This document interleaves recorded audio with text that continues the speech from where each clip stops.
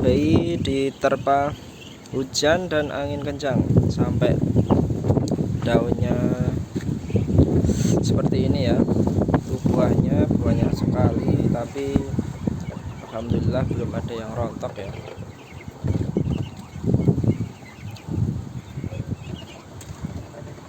Ini teman-teman, buahnya